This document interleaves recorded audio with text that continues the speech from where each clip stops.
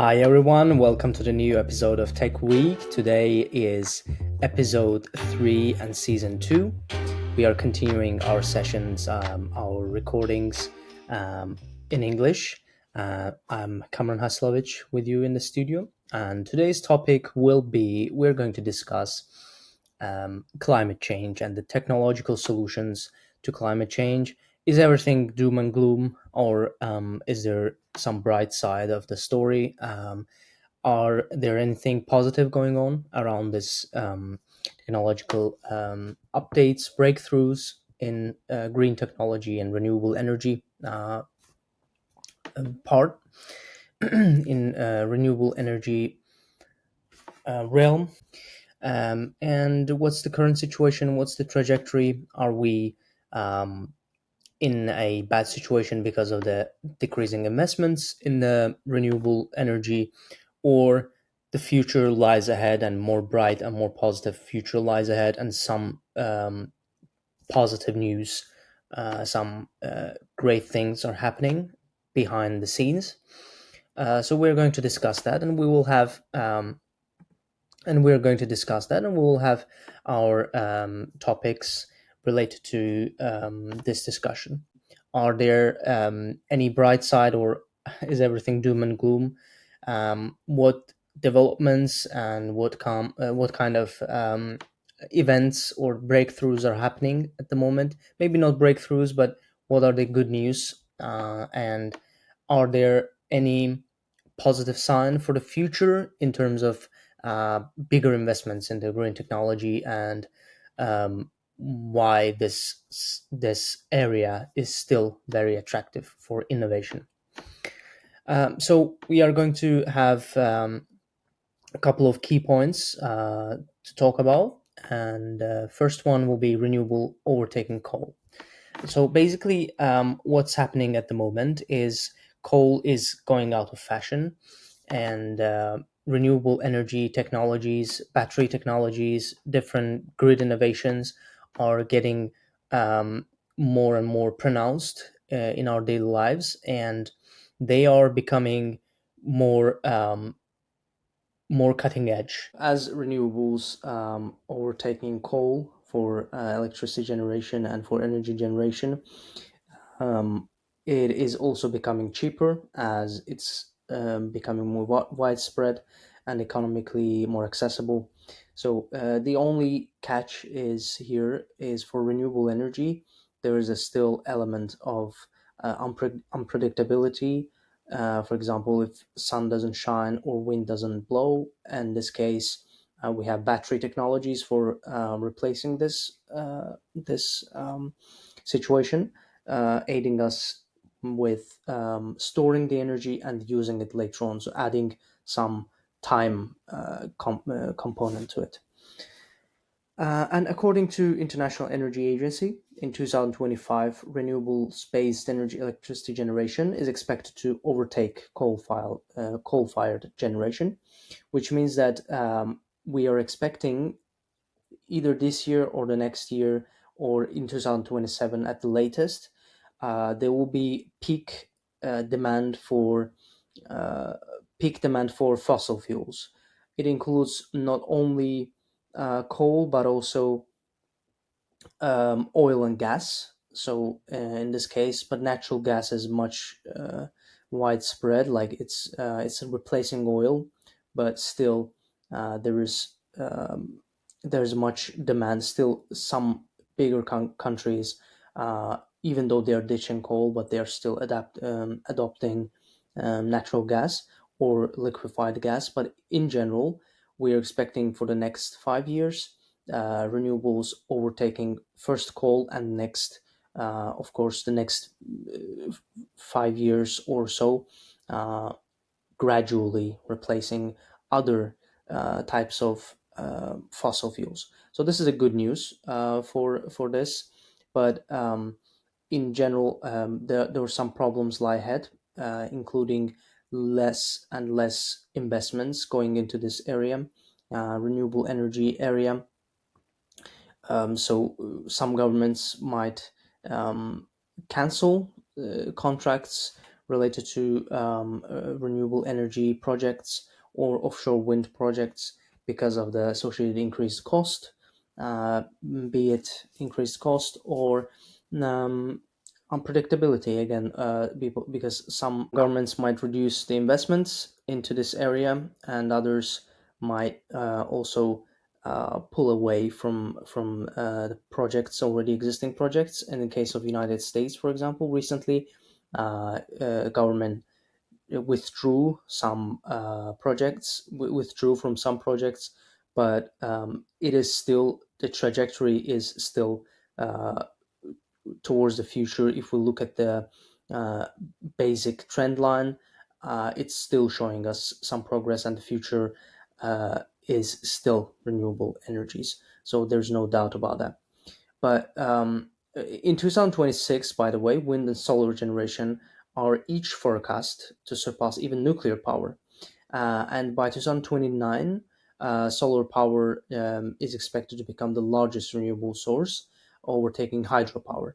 Actually, hydropower is also one of the renewable energy source, but it requires huge construction and huge investments, and also it has some.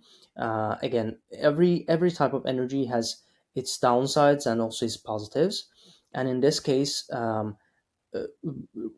hydropower has a huge disadvantage of cutting the supply of water for the communities and for the cities, bigger cities. In case of African countries, for example, Ethiopia recently had some issue with Sudan and other Nile River countries, and they are basically discussing different settlements. But in general, solar power is expected to become the largest renewable energy source, just solely because of its viability and its cheaper because of the fact that it's the cheapest option, basically.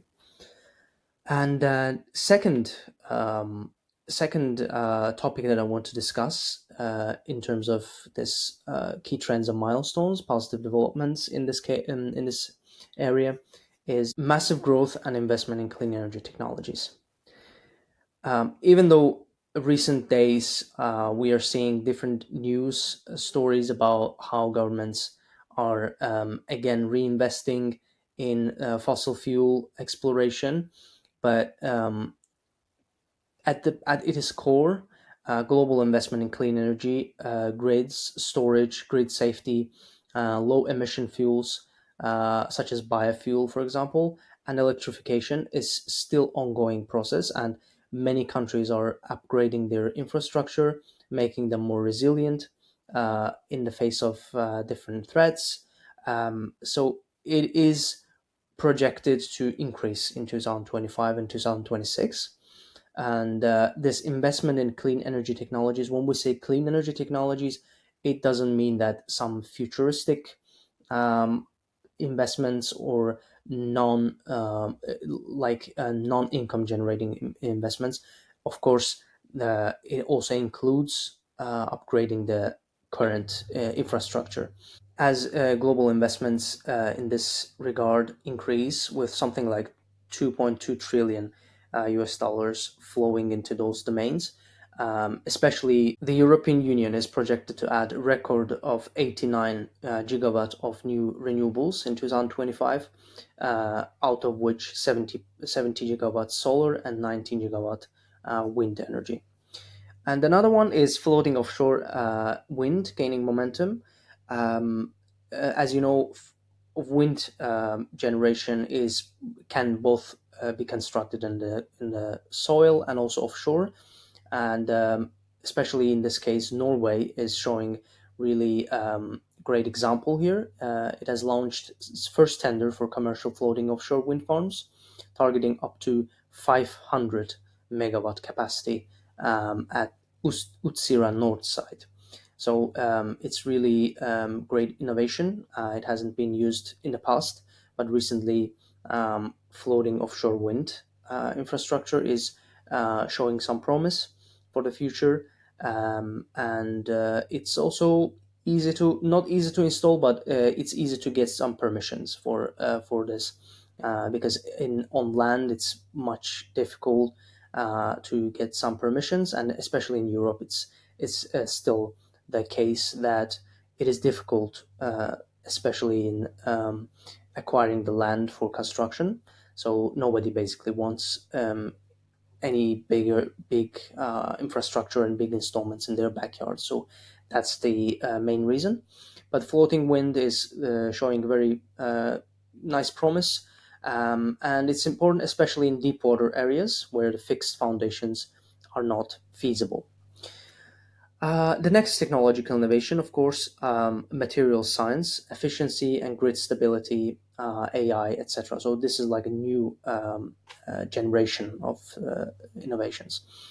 First one is green hydrogen is scaling up.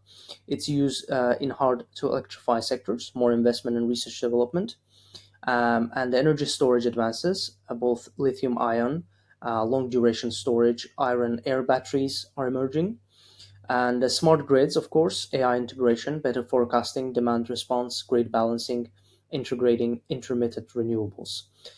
So this shows that different areas of technologies are coming together in order to find best solution for energy efficiency.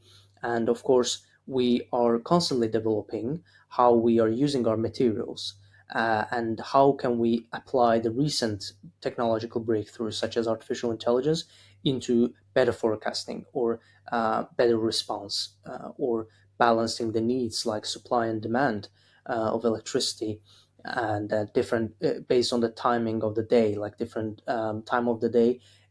If we can supply energy um, when there is an abundance, or if we can direct the energy into different part of the area, etc., etc. So these kind of visualization tools or different effective new tools are coming into view, and these are basically all categorized under the name of smart grids. So they're contributing the improvement of this electricity network, which of course in turn contributes to green technology flourishing.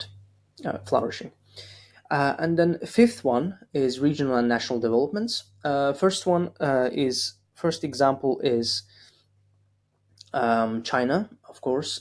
They are investing heavily into renewable energy. In even in just in first quarter in 2025, China generated 951 terawatt hour of clean energy, and it's 19% increase compared to the same period in 2024.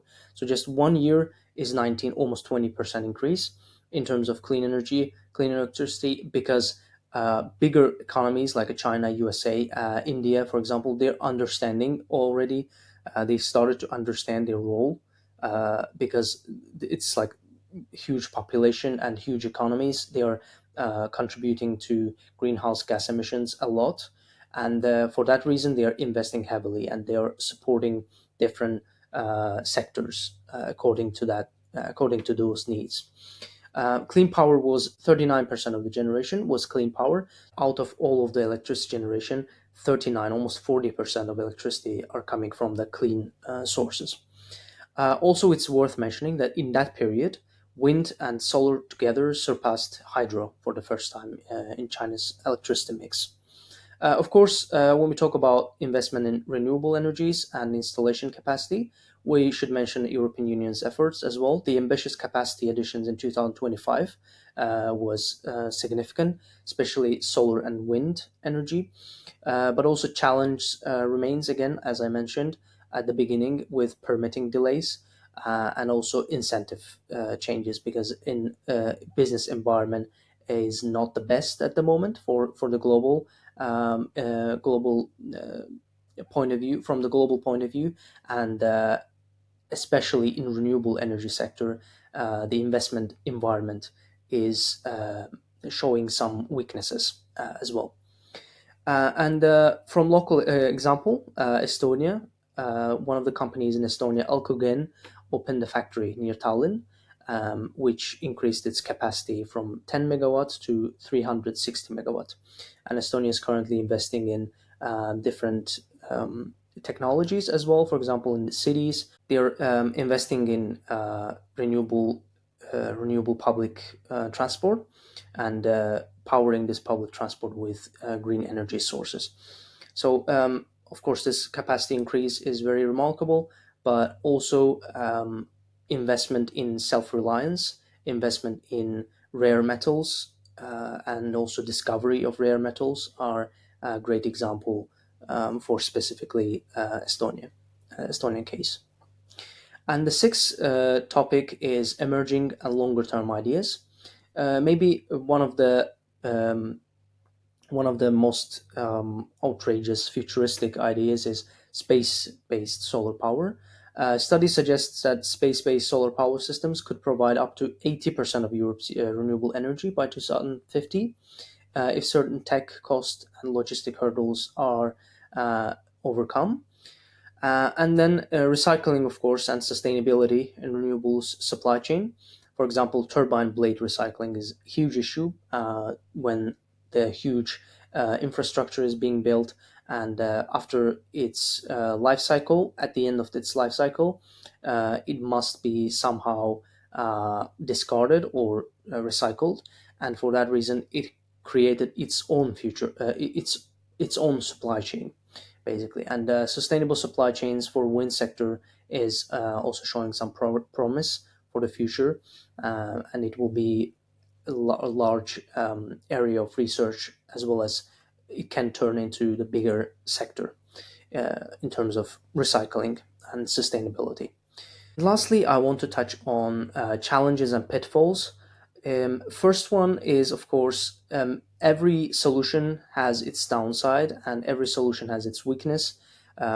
If we talk about pitfalls, we can say grid stability first.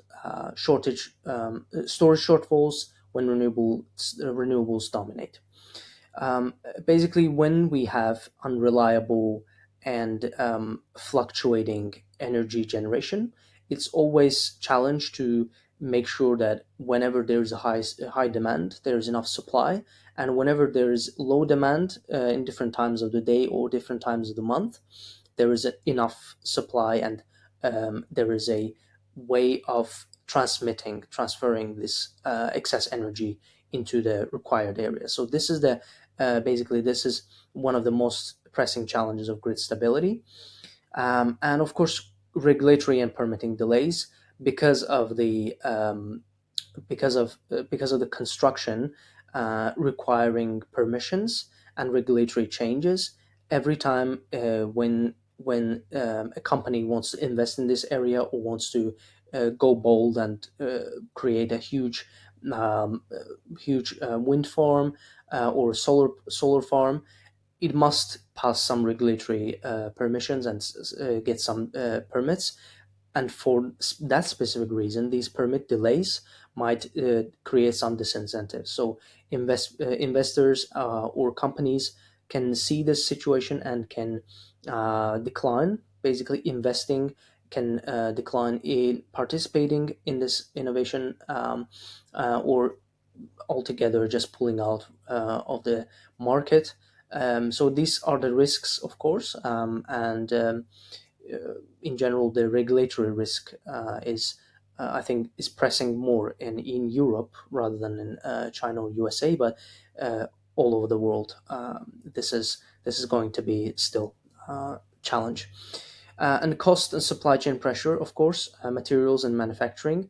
Um, because of the fragmenting world at the moment, it's difficult to um, predict what the associated costs will be in terms of when investors planning about the projects, especially longer term projects, costs and supply chain pressures are increasing, and different countries have different. For example, if there's a complex product, different countries produce various parts of the same product or same technology, and if the supply chain is not smooth, or if for some reason because of the risks it just broke, uh, then this installation or this projects will get delayed. So this contributes further to these risks.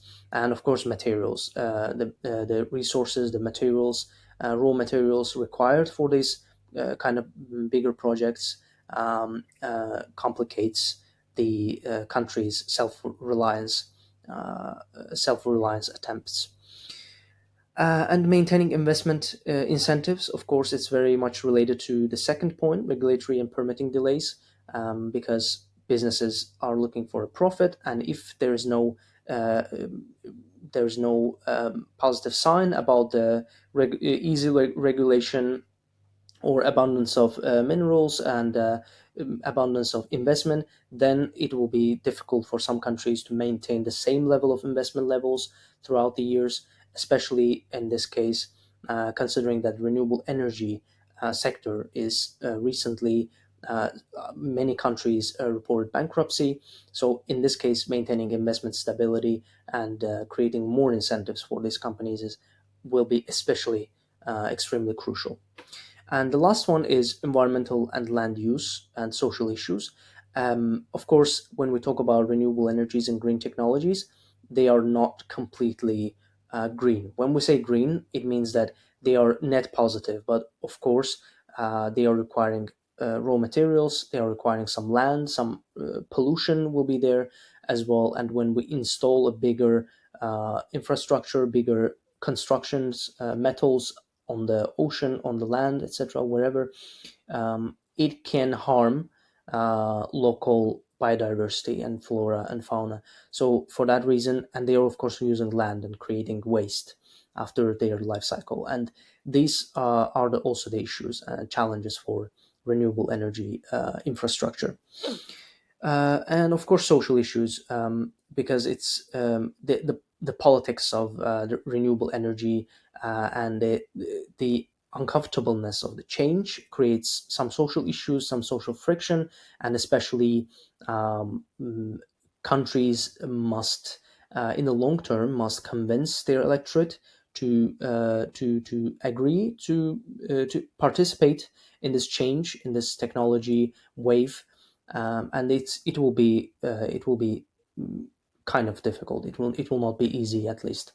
So for that reason, these are the five general, broader points of challenges, or I would say pitfalls, we want to mention. And that's it for today. Thank you for listening to Tech Week, and we hope that you enjoyed this podcast and you learned something from this episode. See you in the next session.